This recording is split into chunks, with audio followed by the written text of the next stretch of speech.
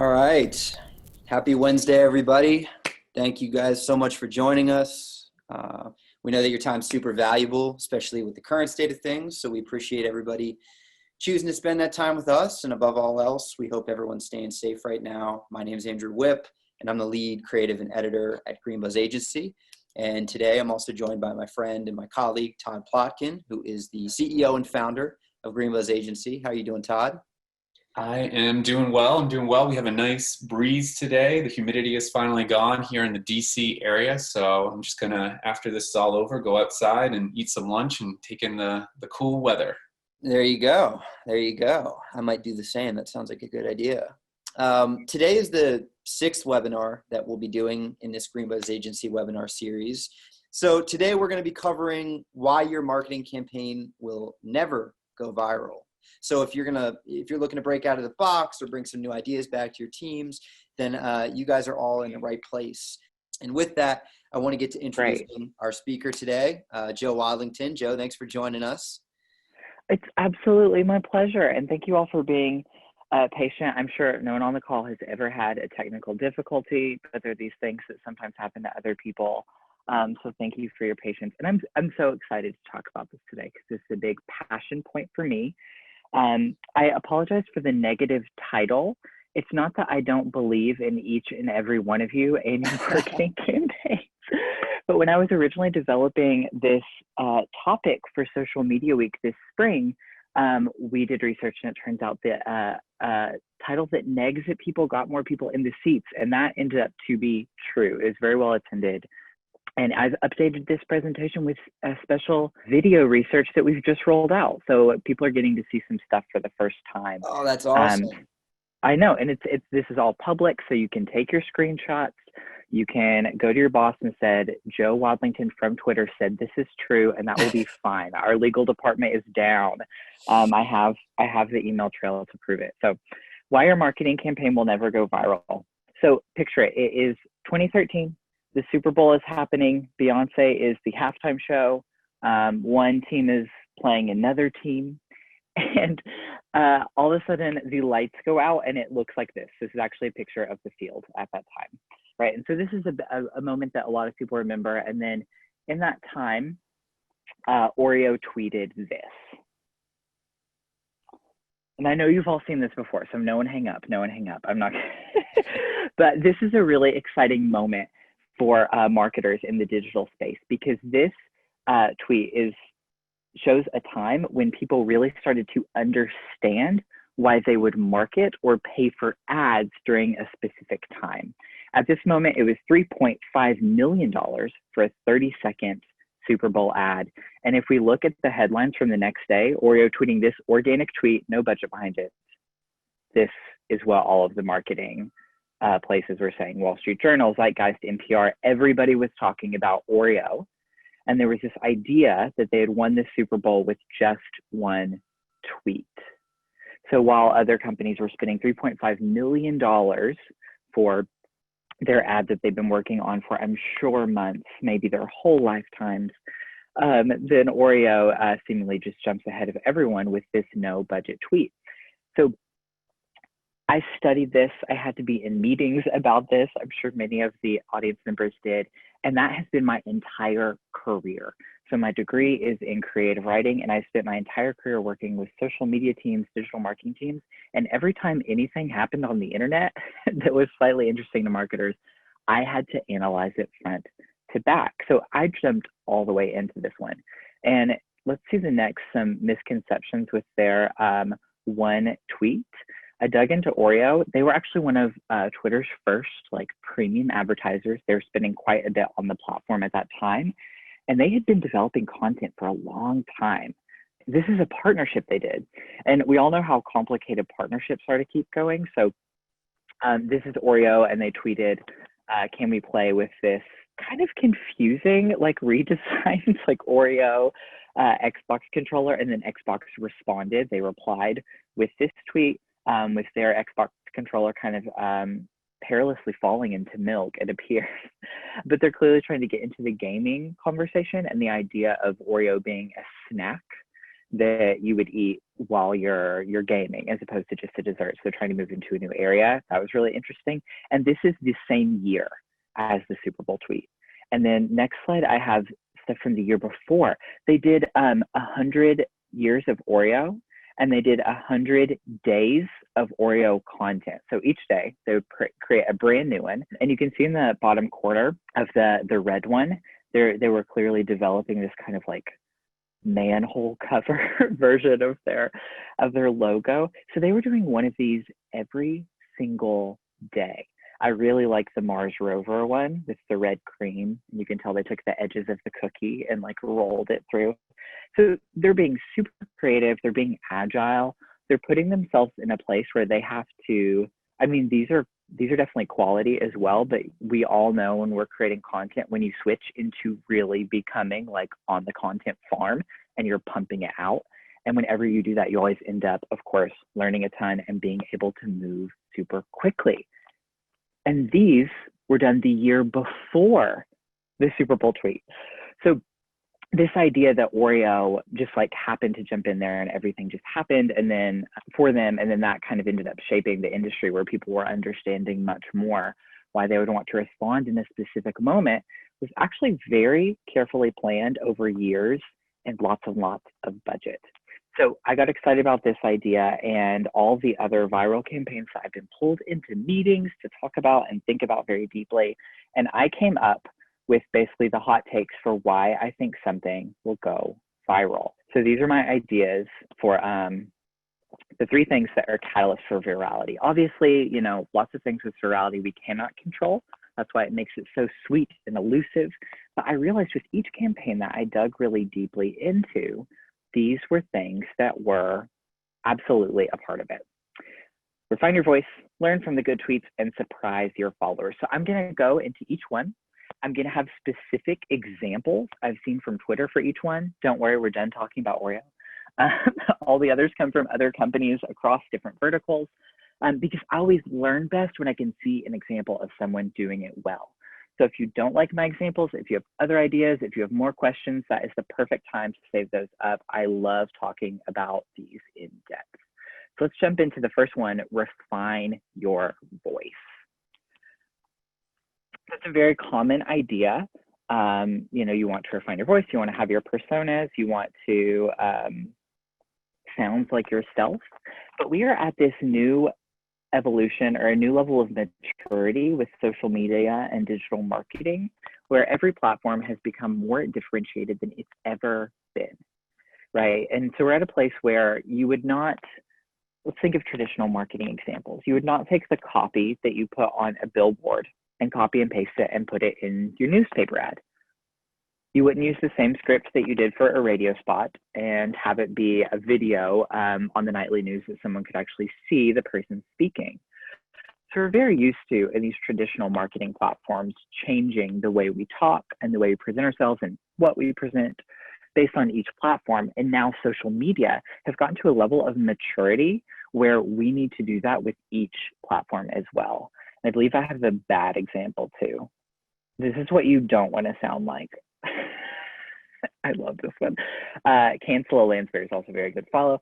Companies, and this is obviously in response to COVID and us seeing a lot of COVID marketing and working in marketing through all this, it's been rough. I think we can all look at other companies who maybe had a few splats and say, yeah, I understand that. It was shaky ground, but we definitely don't want to sound like this.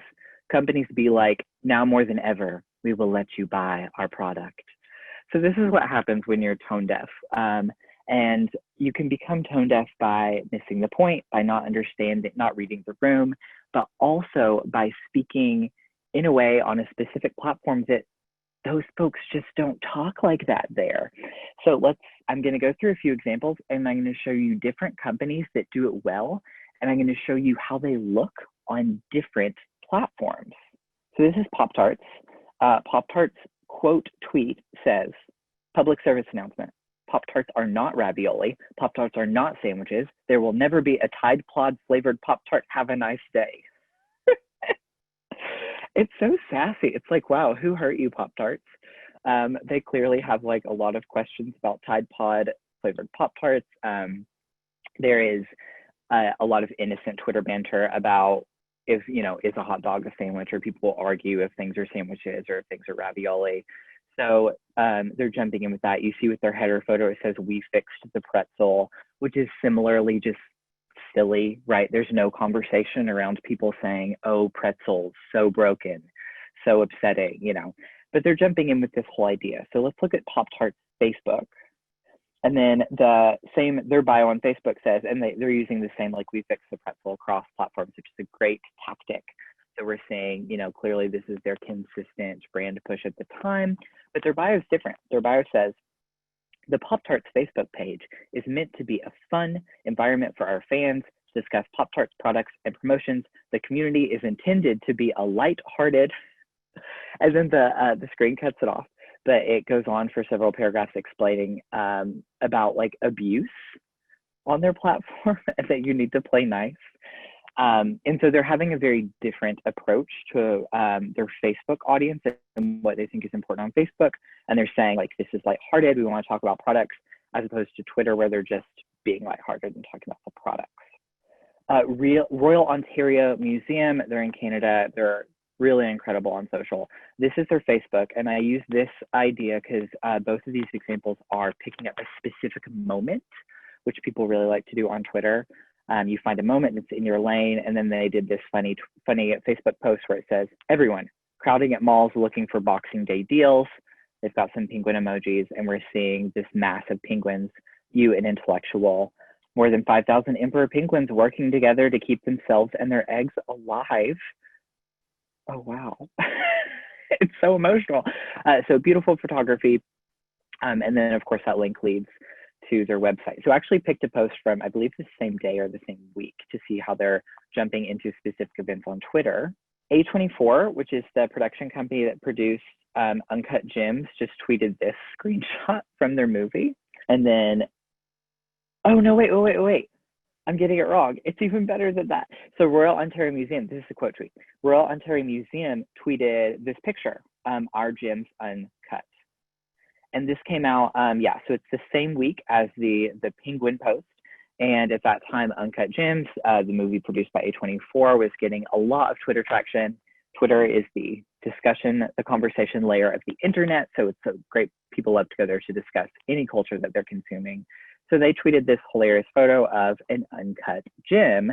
And then A24 actually saw it and quote tweeted them with the picture of Adam Sandler, the star of the movie, looking longingly at Royal Ontario Museum's Uncut Gem. So same week, same museum, different platform, different approaches of jumping into a specific moment. Hinge's advertising is really wonderful. They just updated all of their ads for both Black Lives Matter and for Pride. So you'll no longer see this bio on their stuff, but their brand color, they've changed it to black. It was purple before this month. And then their bio says, "Designed to be deleted. Please do your part to keep everyone safe and date from home." So again, that's a really wonderful way to stay in your lane, talk about the current environment. They're referencing COVID, and then Hinge actually, their dating app, and they did some product updates where you could actually, from the chat of messaging someone on the dating app, schedule a video date in the app. So you can move into video dates. So they're encouraging people to be safe and to stay home while still finding love. And they kept this tagline across all platforms. So we can see their Twitter. This is their Instagram. And their Facebook, "Designed to be deleted. Please do your part to keep everyone safe and date from home." We see the same brand colors. And then their Twitter, or this is a Facebook post. So the content that they're doing on Facebook, for every video of a person taking a shot with the hashtag shot challenge, will they donate another $1 up to $25,000 total. So they're doing a money-raising initiative here. And what was interesting is that I didn't see them tweet about this at all. They kept it just on Facebook. Whereas on Twitter, they have things that are more timely. So this is the same time. Shout out to all the people who give great advice but never take their own. By the way, this is to everyone, including me, author of this tweet. And then again, jumping into, we see with the third tweet, a specific moment, but staying in your lane. "This is not a drill. Please take a break from baking bread and vote for us in the Webbies. It will only take 20 seconds, we promise." as their link to their Webby's voting page, which they did. They got an honorable mention, I believe, on the Webby. So congratulations to Hinge. Though I have been tweeting at them asking why I keep getting ghosted, and they have not been responding, even though I've done several presentations about them. So if you're tweeting about this presentation, feel welcome to @Hinge and ask them to either put me on their podcast or respond to why I keep getting ghosted during quarantine via Hinge. So as you can see, Hinge is using a different, it's the same, it feels like the same company across all of those, which is really wonderful. And a similar voice, but with each platform, they're choosing something different so that they sound like themselves. Let's skip Moon Pie.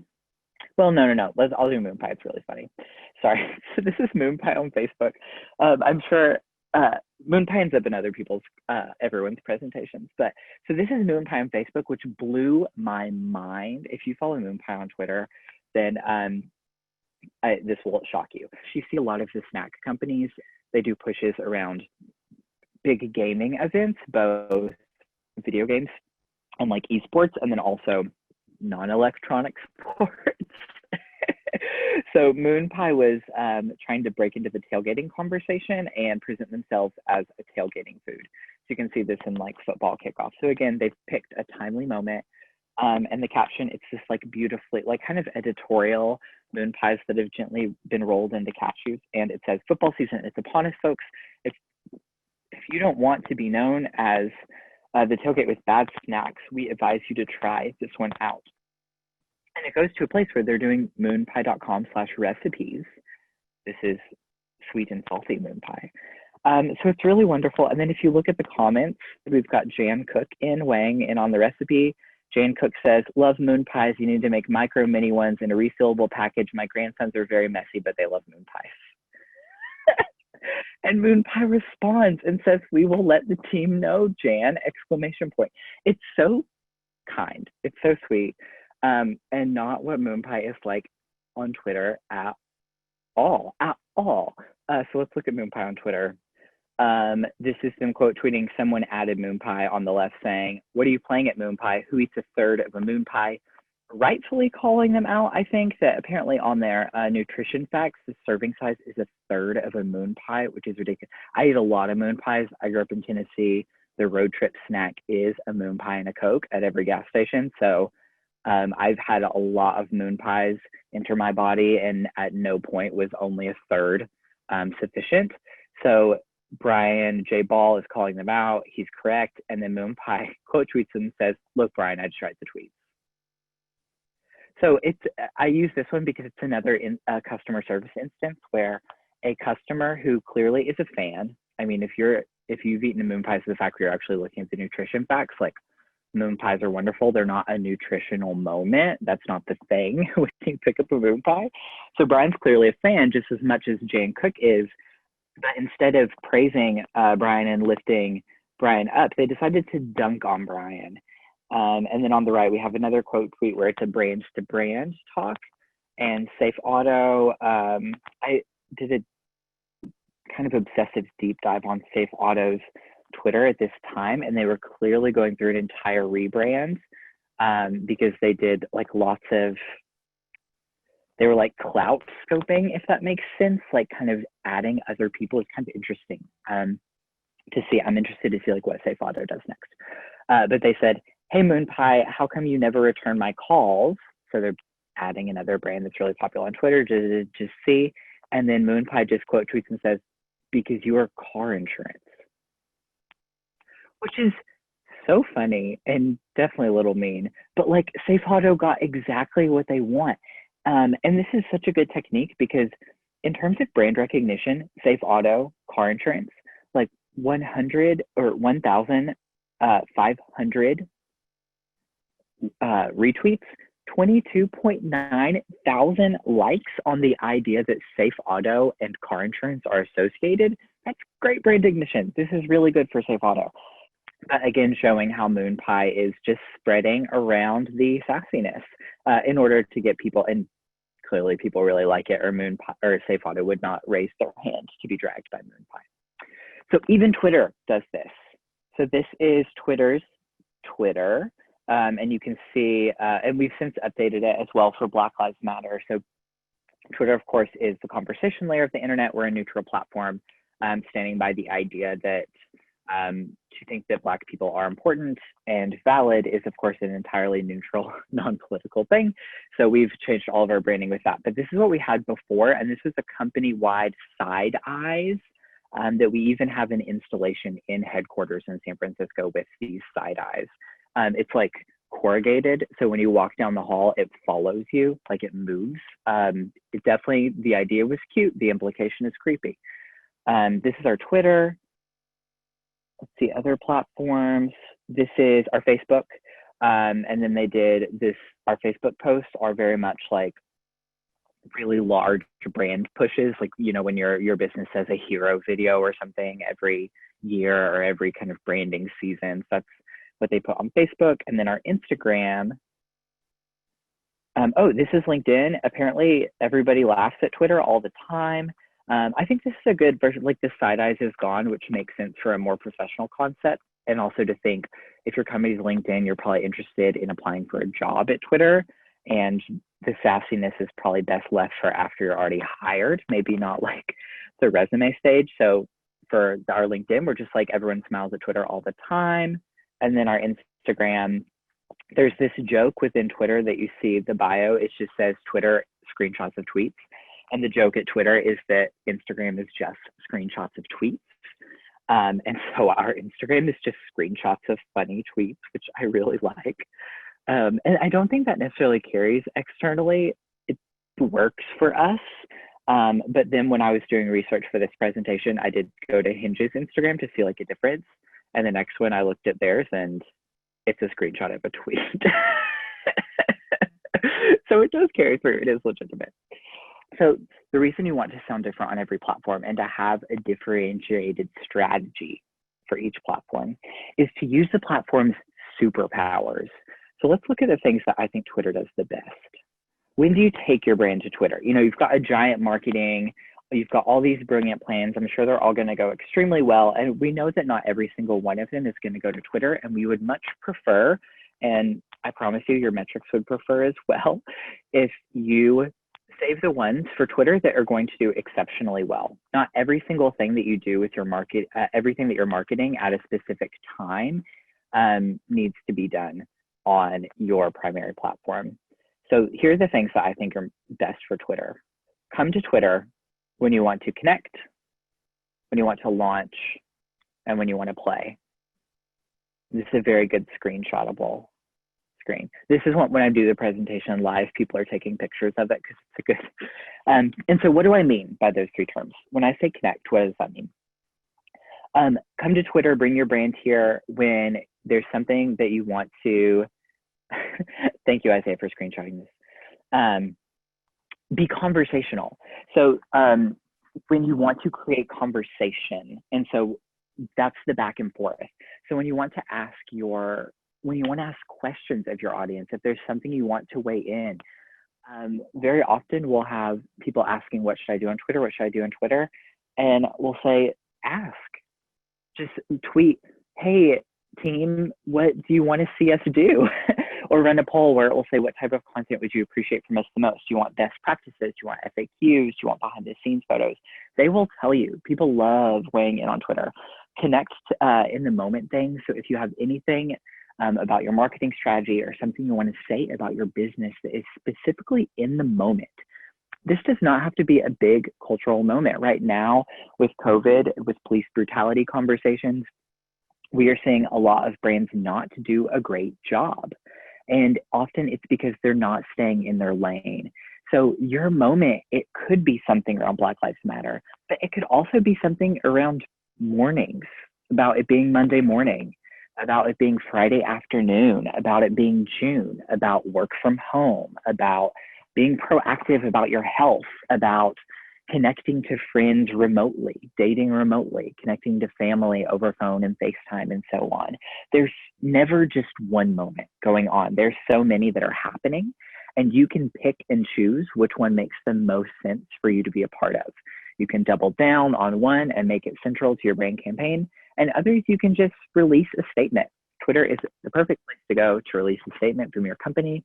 If a journalist is going to cover your company, I guarantee the first thing they're going to do is go to your Twitter. So if you want to comment on something and to control the conversation, being on Twitter is the place to do that. Launching. So this can be, the idea of launching on Twitter can be a bit intimidating to people because launching can seem like something we only do every 5 years, every 2 years, you know, if it's something really massive. But what I want to color here is the idea of stuff being new. So in the style guide that I've created for my team, I only let us use the word new for 6 months, and then we can't use it anymore in reference to a material, a product thing, news, whatever, because it is so powerful. The click-through rate is really wonderful with both subject lines and then on our website as well. People on Twitter love new stuff. The number one reason people come to Twitter is to discover something new.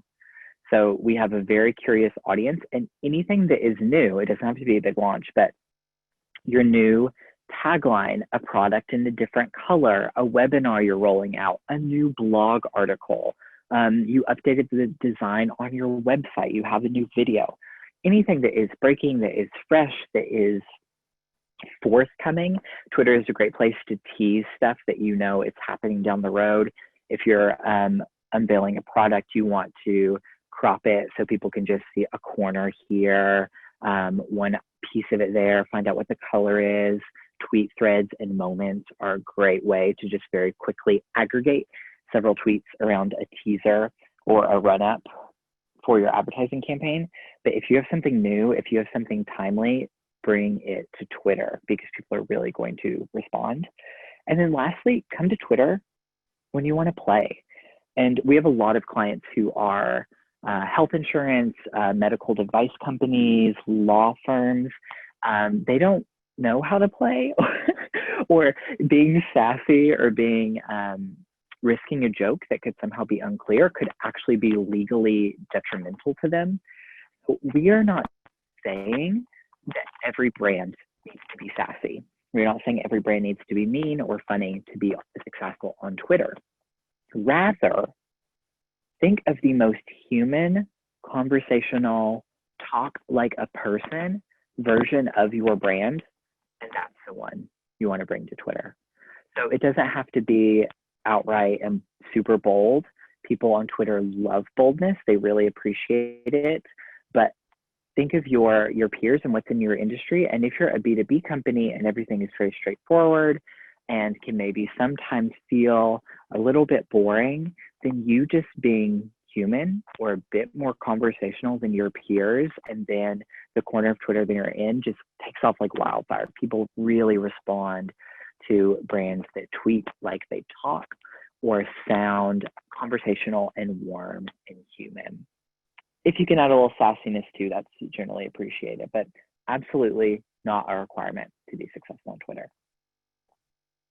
So those are the three things that I say are the superpowers of Twitter. Obviously, you can take any of your marketing to Twitter, and it's always evolving. Nothing moves faster than Twitter. So there will be something in a month that will be successful, that will be brand new to even us. But these are the things that are tried and true about Twitter that you can look at your giant marketing campaign and hack off the bits that fall under these three categories. And those are the things you should take to Twitter first because they are going to do well. Learn from the good tweets. Okay, in the way that you are good in conversation, that you speak well in meetings, that you're someone who's interesting to talk to, the way that you become that spot is by listening more than you talk. You're getting live tips today as well as Twitter tips. And so the way that we do that implication for Twitter is, or the application for Twitter is to learn from the good tweets. You need to normalize on your marketing team the idea of bringing up a tweet and just talking about it and trying to figure out why it's funny, why it's interesting, what went well about it. And here are some great tips. Did y'all know that KFC is a gaming company? KFC launched a Colonel Sanders dating simulator. You can still look at hashtag I love you, Colonel Sanders. That was the name of the game. If you do not believe me, and if you don't believe me, I would understand. I would understand why this would seem disbelief. And what I'm talking about right now is social listening and how to learn from the good tweets and do it in a very sneaky way. KFC is sneaky as hell, because let's look at these different tweets that they have about their game. KFC, the gaming company, has about I love Colonel Sanders. We have a tweet from the WWE. We have a tweet from PC Gamer that KFC retweeted. And if you look, they did not even at KFC. They didn't even use the hashtag. And then we have on the other side, we have a popular e-gamer and streamer who's also tweeting about it. So how did KFC find these? How did they find the WWE? How did they find the PC Gamer tweets? Because the next slide, if we look at KFC's account, they're only following 11 people. And who are those 11 people? The 5 Spice Girls and 6 guys named Herb. So it's 11 herbs and spices. Which KFC original recipe chicken, they have their secret recipe. It's 11 herbs and spices go into the breading. It's very clever, but not a best practice. Like, shouldn't you be following people that, shouldn't you be following people that you can learn from their tweets and you can see those? So what are they doing to be able to, in their stream, they're finding tweets from the WWE, they're finding tweets from streamers, they're finding tweets from PC Gamer, which are not in their industry, which are not even tagging them, and they only follow the Spice Girls and 5 dudes named Herb. So clearly, they are doing stuff on the back end. This is using Twitter, like Twitter, TweetDeck, Sprout Social. We have so many official partners that can help you find the good tweets and to set up lists and columns where you can look at your peers. This is MailChimp, and this is me showing y'all behind the scenes kind of how my team aggregates the good tweets. So at this time, I was talking with the Twitter business team about how to do some really cool like product flybys. We didn't really know how to think about it because we're just like, gosh, we just want to show people where these 2 buttons are. It's not so in-depth as a tutorial, but we just want to show a few quick things. And so then this ad from MailChimp came across my timeline. And I just thought it was really cool because they're showing you the back end. So this is basically saying this is a website for how, or an advertisement for how MailChimp can plug into Twitter and then plug into, you can basically get signups. So they're showing you the ad goes into an email and then the email goes into your email builder. So super clever because you're just getting like a little bit of a tutorial. But it's also just very eye-catching. I mean, MailChimp's branding is really beautiful. It's weird. There's a phone. There's a leg holding a phone, which I don't know anyone at home, but that's just not how I hold my phone. And so I thought it was really eye-catching, and I just DM'd it to Lindsay Kreider, who manages that Twitter business, and to our boss, saying, what did I say? Very clever execution, a splashy ad that is low-key a tutorial. And again, like we're trying to figure out how to do this for our own team. And then Marissa responds and she says, I saw this ad from them too. They're running a super solid video campaign right now. And she sends the MailChimp ad she got that same day. And if you were able to click through, it's a completely different ad. And then Lindsay Bruce, now Kreider, weighed in as well. And she was also getting served a completely different ad from MailChimp that she also liked. So if I had walked into that conference room that morning and said, I really love what MailChimp is doing, both Lindsay and Marissa would have nodded and said, yes, absolutely, we should do something like them. And we would have been talking about 3 completely different ads. And the 3 of us are on the same team. Our desks are beside each other. We follow a lot of the same people on Twitter. We have a lot of similar interests. And even with that, MailChimp has us in 3 completely different targeting buckets. So sending these to your team and then talking them through is really incredible for normalizing this thing so you can pick stuff apart and find out what you like. Because this is behind the scenes. This is how Twitter business does it. So this is our TweetDeck. Lindsay Kreider runs this, and y'all should be glad that the screen is cutting it off on the right, because if it did not, it would wrap around your entire room, an apartment building, and block This is a wide document. And one thing that you can do that's really incredible with TweetDeck, that's just very easy, is lists. You can do private lists that no one knows that you have. And I recommend today, if you do not already have it, make a list of every business that you consider a peer. And that way you can just watch what everybody in your industry is doing. Make another list that is just businesses you think are doing a really good job on Twitter. It doesn't matter what industry they're in. It can even be just some people. There are a lot of great people who are just promoting their own things that they promote like a business, or even better than some top agencies. And so make another list that is just weird, creative, interesting accounts that will fill your thread with examples. And just watching, if you do that, just having those two lists, I guarantee you, by the end of a week, a month, you take a few coffee breaks and watch those, you will be filled with so many more interesting ideas for ways that you can bring your brand to Twitter and exciting ways to break into the conversation. And use those three superpowers for Twitter that we talked about before of launch, play, and connect. That's learning from the good tweets. It's also a very fun thing to do if you can. And also right now, I think we're all trying to find interesting and creative ways to connect with our coworkers and feel some human connection with the people that we work at as well. And so something that I would recommend is having your team, if it's a Friday meeting, just have everybody bring a tweet and present a tweet that they thought was funny, and let it be, this just be something that you thought was funny as hell, or a really good brand example, and spend the top 10 minutes of your meeting just kind of talking through tweets that you think are funny. And that can be a great way to normalize the idea of bringing other companies' marketing into the conversation and then just dissecting it. You don't have to know the answer for why you think something is effective. It's just so inspirational and sparks a lot of brain synapses to show cool examples.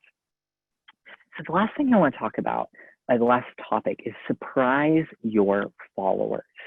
There are 1 million tiny Twitters inside of big Twitter.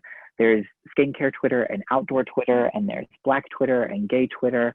There's feminist Twitter. There is plant Twitter. You name an interest or an identity, and there is a robust corner of Twitter that is a part of it. So I want to talk about how to surprise your followers by going into a slightly surprising corner of Twitter, but still gracefully staying in your lane and not talking about something that doesn't make sense for your brand to be talking about. Quality exceeds all expectations. You can pump your fist down.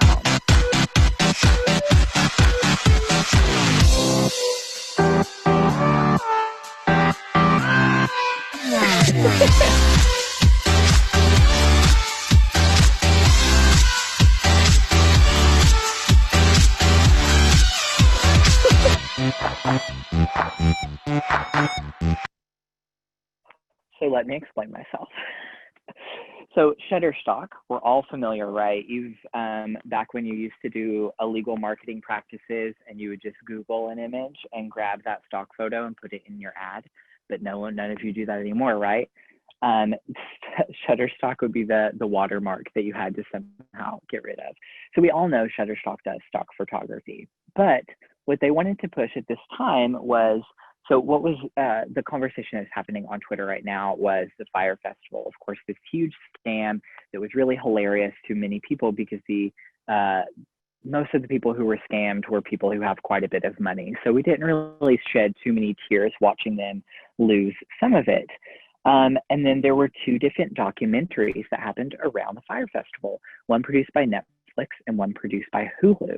And this happens quite a bit where there's some interesting cultural moment that happens not on Twitter, right? The Hulu documentary, the Netflix documentary. So Twitter does not produce movies, but it is the conversation layer of the internet. Whenever there's a feud on Instagram, something weird on YouTube, or something like this where there's feuding documentaries, people come to Twitter to discuss it. So the Fire Festival conversation on Twitter was hilarious because Twitter already loves scammers. It went right into Theranos conversations, Rothenberg Ventures conversations, just all sorts of those. And so scammers Twitter is another corner. So Shutterstock jumped in, and the Fire Festival is something where it was a music festival, but the promoters made it appear as if they had a lot of things nailed down by basically making models and Instagram influencers show these beautiful pictures of the festival that promised to be incredible. And it turned out they had none of the infrastructure that was promised. So they are jumping straight into the scammer conversation and showing you that they actually do stock video. Video is extremely important. Video is the most exciting and robust thing on Twitter right now. It is going wild. So of course they launched this campaign on Twitter and showed off that they had something, a product offering that we did not know that they had, and in a really incredible way. And this is them jumping into scammer conversations, jumping into the Fire Festival conversations, which we know that no other Shutter, Getty Images is not jumping into the Fire Festival conversation. So they got to kind of do a blue ocean strategy, get away from their competitors, and really make a splash. And they actually won. They rolled out some other things because they did thought leadership with this as well. So Fire Festival lessons to influence your next viral video. I believe this is by the CEO or the Chief Marketing Officer. And then they actually got a Webby for this campaign because it did so well. And so them pairing it, they used the Twitter conversation to snag people and then pull them back to the Shutterstock blog. If you hit the button, we'll get to see their Webby. Yay! They got a Webby. Should I incorporate video into my campaigns? Absolutely. So every time we do Twitter research on how well video is doing on Twitter, we normally have to do it again because it just performs so well on Twitter and it's growing as well. So this is at the top of the discussion today. I said that I was going to be showing y'all some new stuff. So we have 2 brand new video pages that went live this month. And I've not had these in a presentation before. So let's gaze upon some data. This is another great screenshotable page. So we have more than 2 billion video views on Twitter a day. And that number is only going up. We're at a 72% year-over-year increase in watch time on Twitter. So that's not an increase in video views, that's watch time. So not only are there more videos, more video views, but people are watching them for longer, which is incredible to me, and a 62% year-over-year increase in daily video views on Twitter. So that's daily video views, that's people who are coming back and viewing videos on Twitter again and again. So similar to what we see with most audience data on Twitter, the Twitter audience is very interested, very passionate, and very sticky. People are Twitter loyalists, and they will come there every day and they really digest because their timeline is so customizable with following their interests as opposed to someone they went to high school with or a heavy algorithm or something else. They're very sticky on their timeline and have a high consumption rate. So these are just 2 fresh examples that I wanted to show. On the left, yeah, you can go ahead and click it.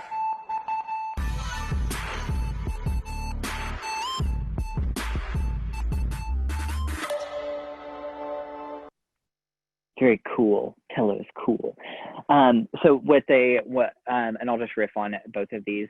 So these are just 2 that we included in a blog lately. And there's so many great ways to go after video. One wonderful best practice that Tello is doing here is their last frame, and also Ocho's on the right, is you can see the brand in both of them. So we recommend having, stretchy caramel. Could you play that one just again?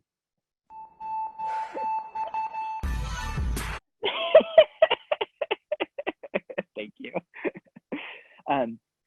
So with Tello Mobile, what they're doing really well is this bold text where it comes through.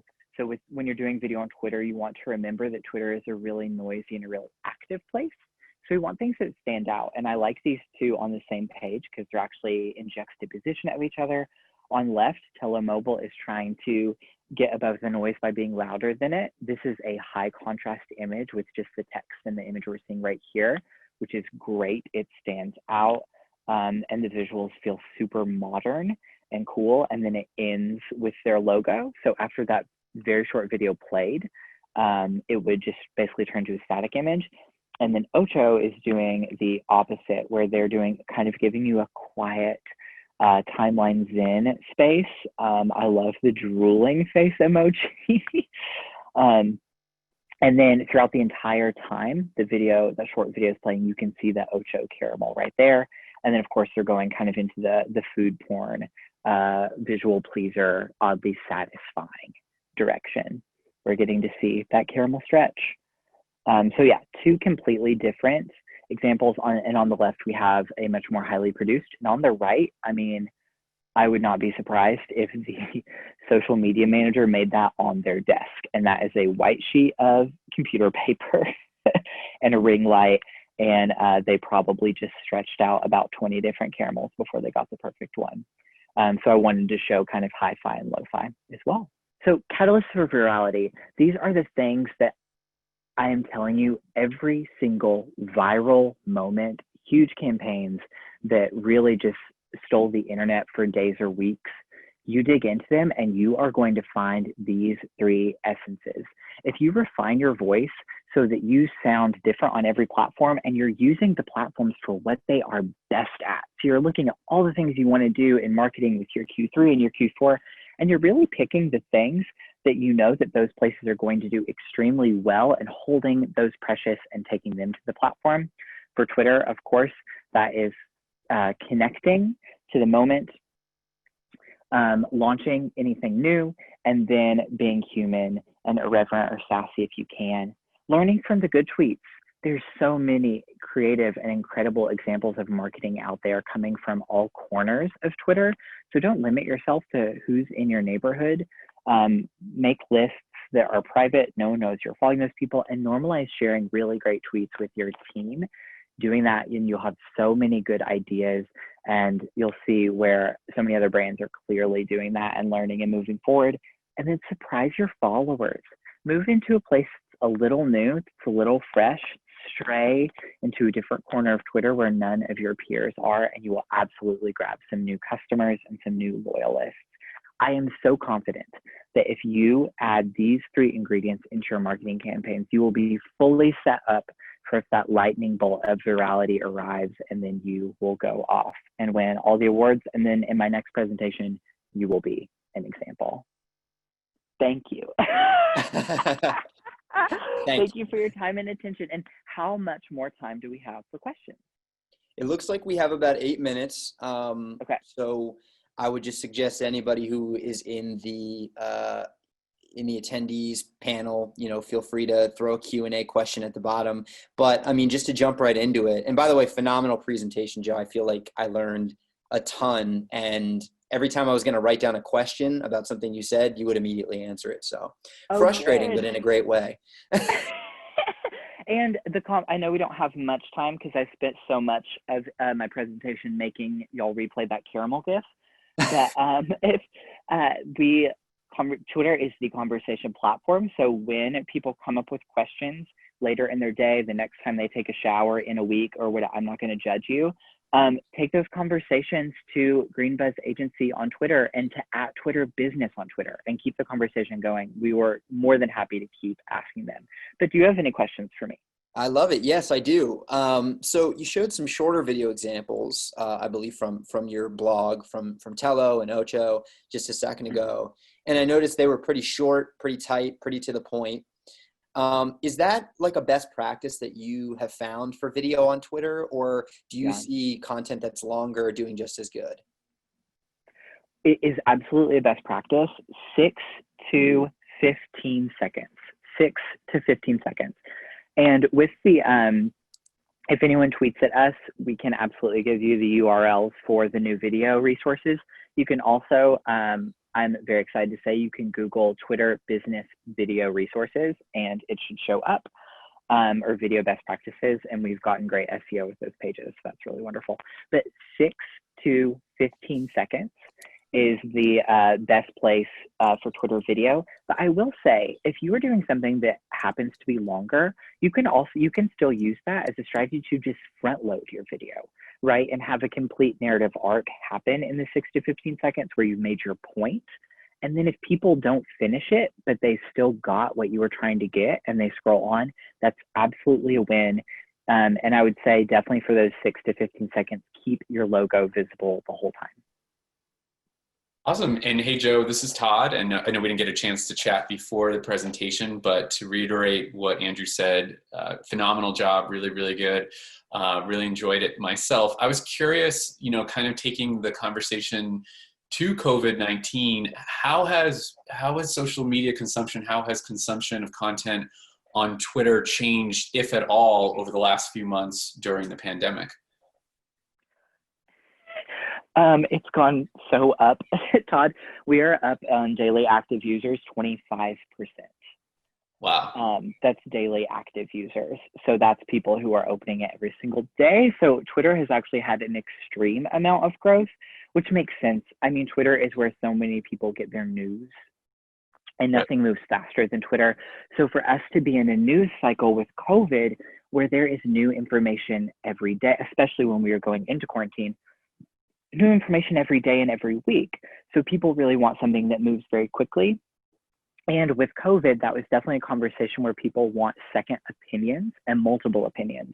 And Twitter's really fantastic for that because, like I follow, when I say I was home and my parents are like, well, you don't watch the news. And I go, well, no, but I read Twitter and I follow 6 different news outlets there. And so I get to see them beside each other. And it's really, you learn a lot by watching news organizations, even how they will phrase a tweet when they are putting out new information. So Twitter is up, social media consumption is up, and with that, our video is up as well.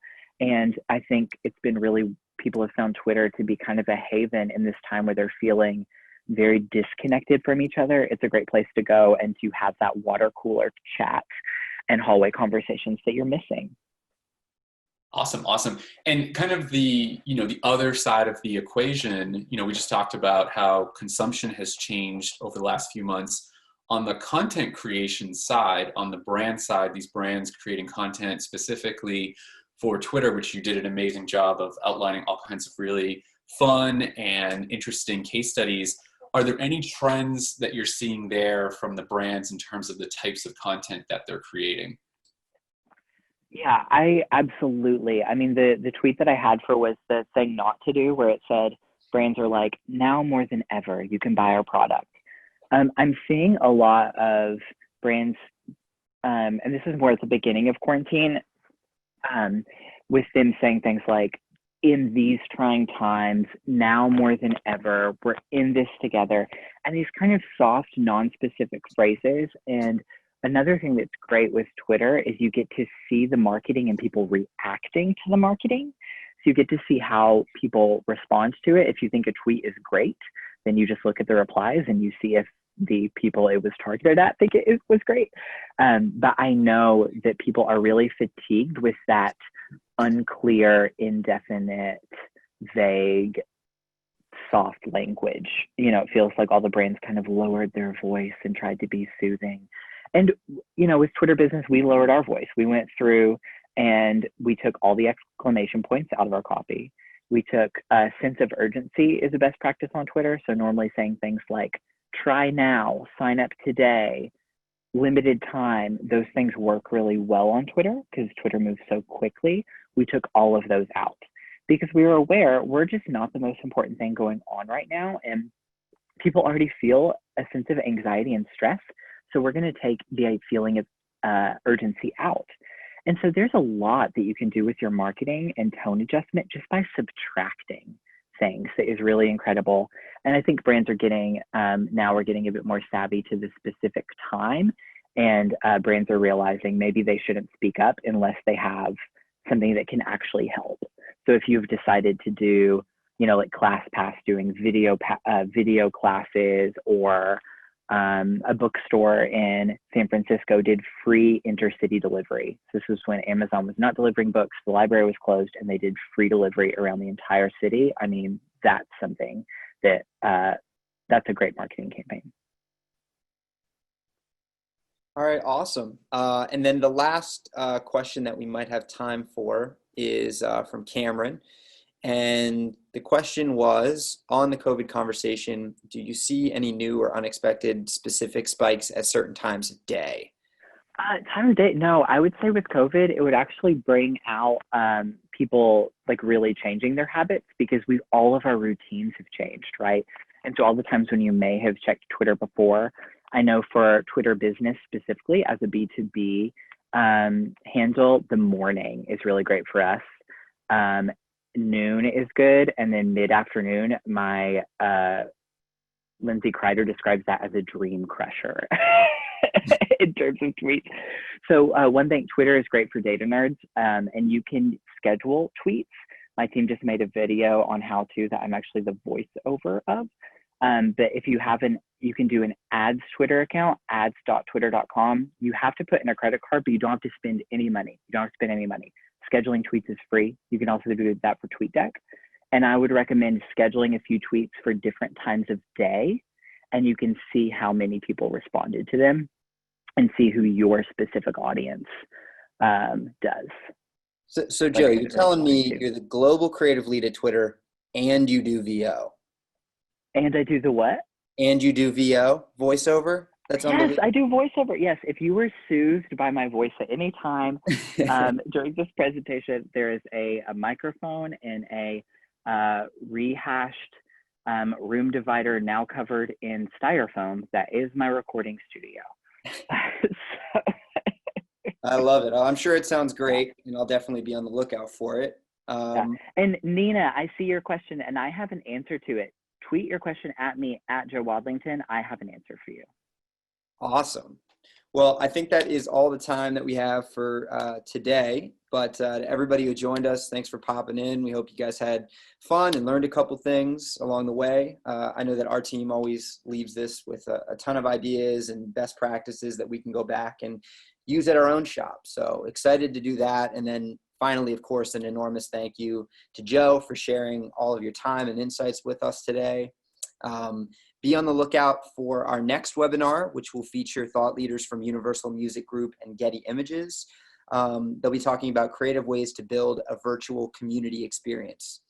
It's going to be an awesome time and a lot more fun facts and insights that you can glean along the way. So we hope to see you there. Thanks so much again, Joe. Thank you so much for having me. Follow Greenbuzz Agency on Twitter, follow at Twitter Business on Twitter for more things just like I shared today. And then follow me at Joe Wadlington on Twitter for things that are completely unrelated to anything I talked about. Awesome. Thanks so much. Thank you. Have a great day, y'all. All right. Bye-bye.